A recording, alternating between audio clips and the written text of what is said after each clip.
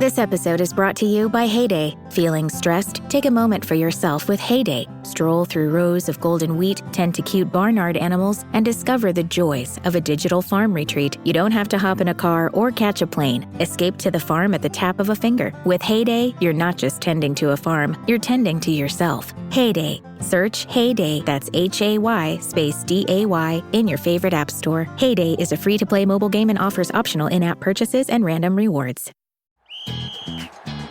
Hilton brings you new ways to stay, with experiences that let you capture the glory days. Introducing the Graduate Hotels. Each inspired by local college towns, these stays are always original and never boring. Get in touch with traditions all across the country and enjoy a stay that's a class above the rest. Book at Graduate Hotels with Hilton Honors Points at Hilton.com. It's a win-win. Hilton, for the stay.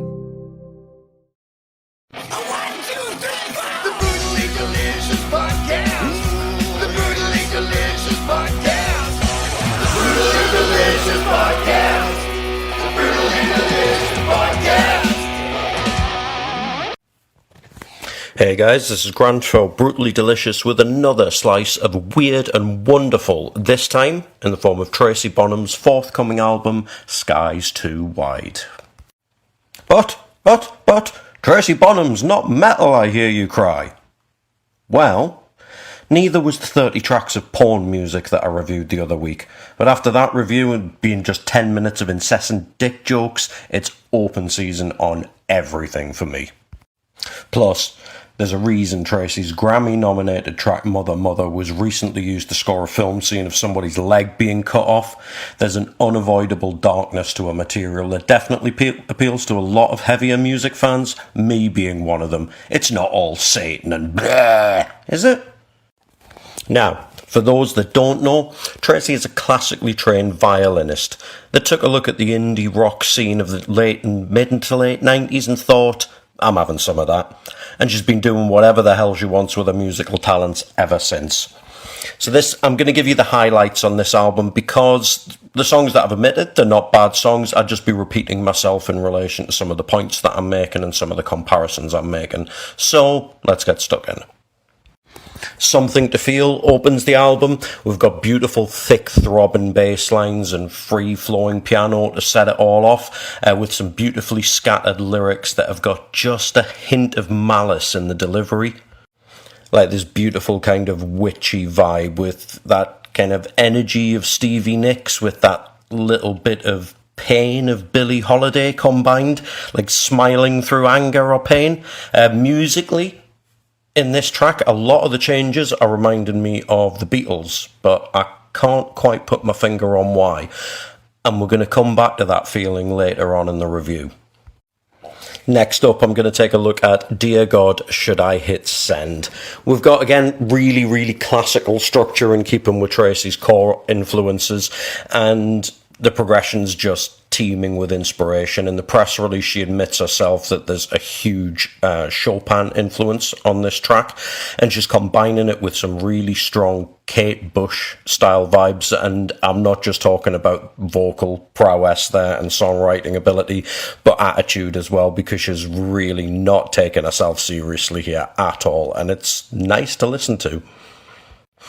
Musically, there's a militaristic feel in the use of the drums, and combining that with the lyrical themes, there's some clear political and societal undertones. I mean, the song is a stab at the carelessness of the social media generation, so, there's a few choice names that would stand out that maybe shouldn't be hitting the send button. Next up, Jumping Bean. As I understand it, this is a re-record of an earlier song, but I'm not familiar with that original, so I'm just going to take it on face value. This is a very, very free-spirited track. It's happy, it's upbeat, not lyrically, but just the whole vibe of the song. If you imagine Suzi Quatro singing Nancy Sinatra, it's got that kind of unbridled happiness with just a little bit of demure to it. At this point, I have to address the fact that I'm loving the weirdness of what I'm listening to. Anybody that's listened to my reviews will be familiar with my fuck genres narrative, so safe to say, swinging around wildly between styles and influences is drawing me in, and it's keeping me in with this album. Got to have a quick mention here for the unadulterated sass of the track Don't Dick Around With My Heart as well. This one's preceded by a little piano lick with more than just shades of a really familiar piece, and can I fuck remember what the piece of music is called. I'm pretty certain it's Chopin again, but I can't say that for 100% certainty. As soon as anybody hears this track, you'll recognise the little bit that I'm on about, and I mentioned before that I was going to come back to it. This album does this a lot. It's just certain little licks and progressions and what have you, and beats all of it. It's just tickling you with familiarity without quite going, this is something else entirely.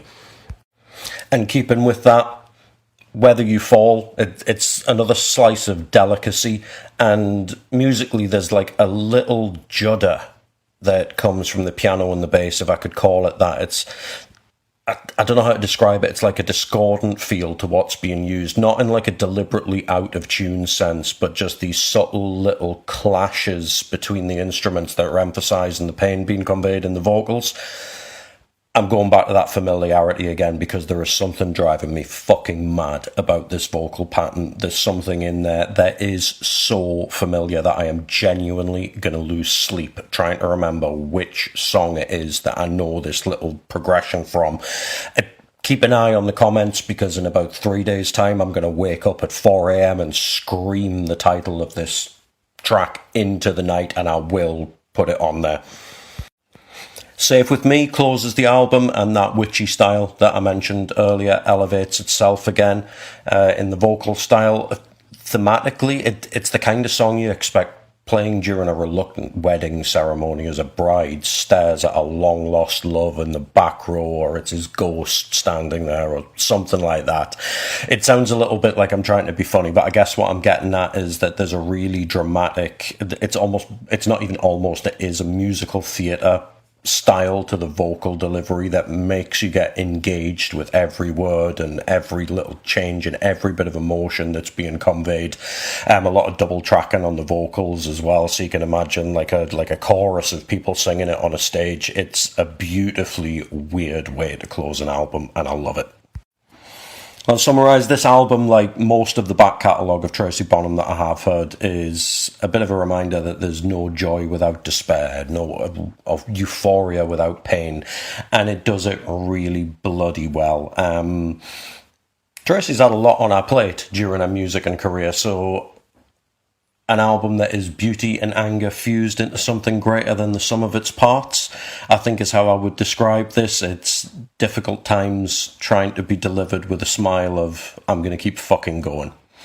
This is Grant for Brutally Delicious. Bye.